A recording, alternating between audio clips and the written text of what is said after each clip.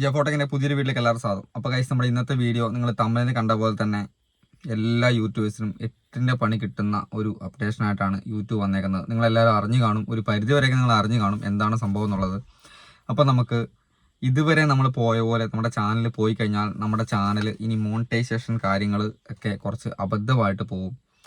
അപ്പോൾ യൂട്യൂബിന് ചുരുക്കി പറഞ്ഞാൽ യൂട്യൂബിന് ഉപകാരപ്പെടുന്ന ചാനലുകൾ മാത്രമേ ഇനി മുന്നോട്ട് മോണിറ്റൈസേഷൻ പർപ്പസുമായി ബന്ധപ്പെട്ട് മുന്നോട്ട് പോകത്തുള്ളൂ. അതാണ് അവർ ഉദ്ദേശിക്കുന്നത്.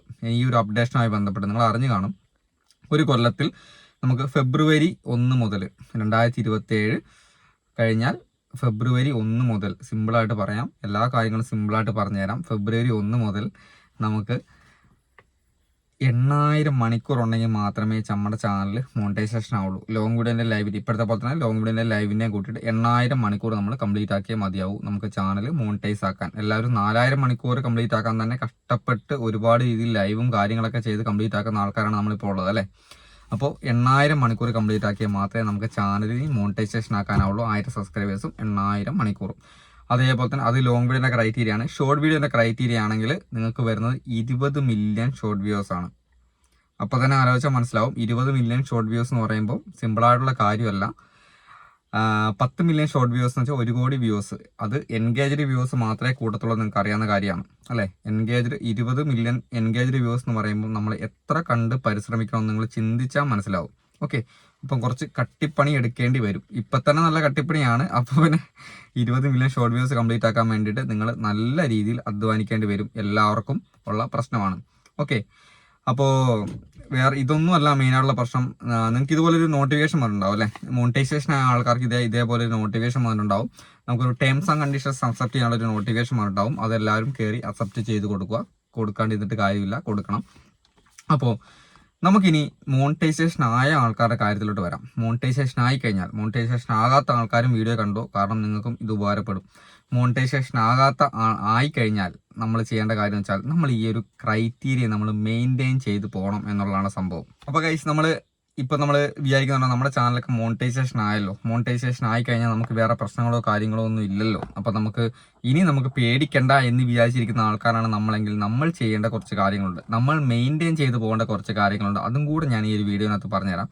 അതായത് നിങ്ങൾ ഒന്നാമത്തെ കാര്യം നിങ്ങൾ ചെയ്യേണ്ടത്, നിങ്ങൾ 1000 മണിക്കൂർ നിങ്ങൾ മെയിൻറ്റെയിൻ ചെയ്യണം. നിങ്ങൾ അതായത് നിങ്ങൾ ലോങ് വീഡിയോ ചെയ്യുന്ന ആൾക്കാരാണ് മോണിറ്റൈസേഷൻ ആക്കിയാൽ നിങ്ങൾ 1000 മണിക്കൂർ നിങ്ങൾ എല്ലാ കൊല്ലവും നിങ്ങൾ മെയിൻറ്റെയിൻ ചെയ്തോളാം. 1000 മണിക്കൂർ താഴെ വന്നു കഴിഞ്ഞാൽ നിങ്ങളുടെ മോണിറ്റൈസേഷൻ റിജക്റ്റ് ആയി പോകുന്നതായിരിക്കും. ഓക്കെ, അതേസമയം നിങ്ങൾ ഷോർട്ട് വ്യൂസ് വെച്ചിട്ടാണ് മോണിറ്റൈസേഷൻ ആക്കിയതെങ്കിൽ നിങ്ങൾ ചെയ്യേണ്ട കാര്യം, നിങ്ങളുടെ 1 മില്യൺ ഷോർട്ട് വ്യൂസ് എങ്കിലും നിങ്ങൾ മെയിൻറ്റെയിൻ ചെയ്ത് പോകണം എന്നുള്ളതാണ്.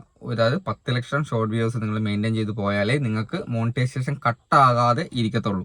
ഓക്കെ, പിന്നെ അത് കൂടുതൽ ഏറ്റവും കുറഞ്ഞത് ലോങ് വീഡിയോ ചെയ്യുന്ന ആൾക്കാരാണ് മൂന്നാമത്തെ പോയിന്റ് ആയിട്ട് വരുന്നത്. ലോങ് വീഡിയോ ചെയ്യുന്ന ആൾക്കാർ മോണിറ്റൈസേഷൻ ആൾക്കാരാണെങ്കിൽ നിങ്ങൾ എന്ത് ചെയ്യണം, അതായത് 2 ലോങ് വീഡിയോ എങ്കിലും നിങ്ങൾ അപ്ലോഡ് ചെയ്തിട്ടുണ്ടാകണം. ഓക്കെ, 2 ലോങ് വീഡിയോ എങ്കിലും ഒരു കൊല്ലത്തിൽ നിങ്ങൾ അപ്ലോഡ് ചെയ്തിട്ടുണ്ടാകണം. പിന്നെ അതേപോലെ തന്നെ 5 ഷോർട്ട് വീഡിയോസ് എങ്കിലും നിങ്ങൾ ഷോർട്ട് വെച്ചിട്ട് മോണിറ്റൈസേഷൻ ആൾക്കാരാണെങ്കിൽ 5 ഷോർട്ട് വീഡിയോ എങ്കിലും നിങ്ങൾ മിനിമം നിങ്ങളുടെ ചാനലിൽ അപ്ലോഡ് ചെയ്തിട്ടുണ്ടാകും, അല്ലെങ്കിൽ നിങ്ങളുടെ മോണിറ്റൈസേഷന് കട്ടായി പോകുന്നതായിരിക്കണം. ഓക്കെ, അപ്പോൾ നിങ്ങളുടെ അതേസമയം നിങ്ങൾ ഇപ്പോൾ ഈ ഒരു സംഭവം നിങ്ങളുടെ ക്രൈറ്റീരിയ നിങ്ങളുടെ മോണിറ്റൈസേഷൻ കട്ടായി കഴിഞ്ഞാൽ നമുക്ക് ആ ഒരു മോണിറ്റൈസേഷൻ നമുക്ക് തിരിച്ചെടുക്കണമെന്നുണ്ടെങ്കിൽ, ഓക്കെ, രണ്ടാമത് നമ്മുടെ മോണിറ്റൈസേഷൻ തിരിച്ചെടുക്കണമെന്നുണ്ടെങ്കിൽ നമ്മൾ ചെയ്യേണ്ടെങ്കിൽ 90 ദിവസത്തിൽ 1000 വാച്ച് അവർ നമ്മൾ കംപ്ലീറ്റ് ആയിരിക്കണം.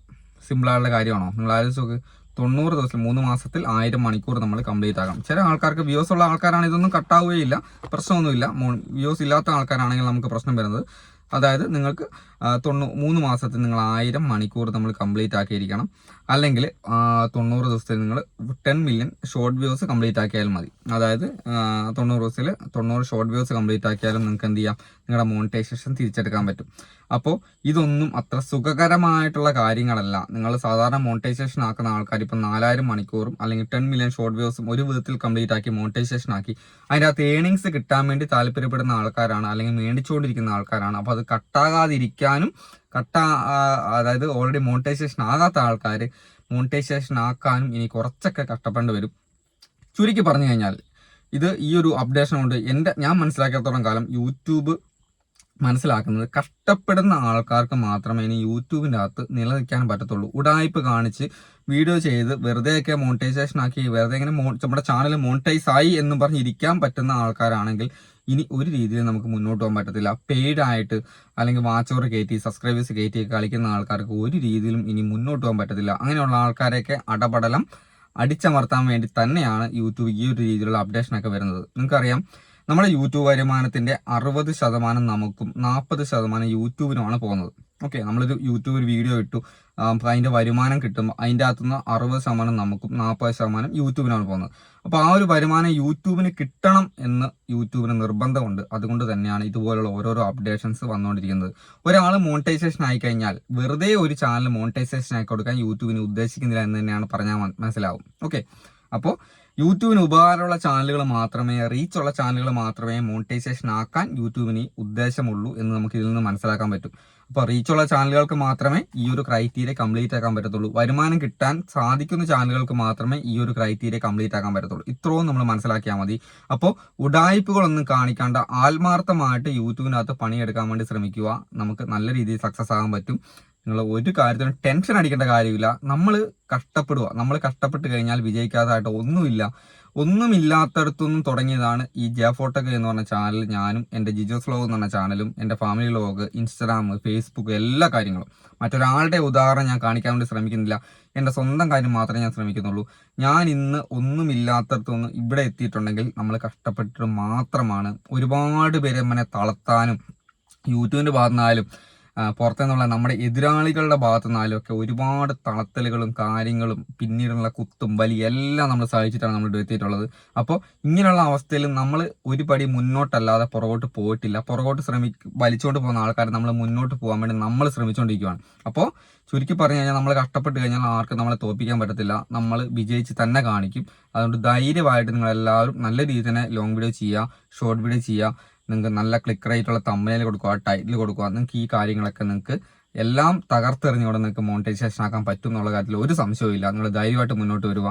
എല്ലാവർക്കും ഇതെല്ലാം ക്ലിയർ ആക്കാനുള്ളൊരു ആത്മധൈര്യം കൊടുക്കട്ടെ എന്ന് ആശംസിച്ചുകൊണ്ട് അടുത്ത വീഡിയോസിൽ കാണാം. ബൈ.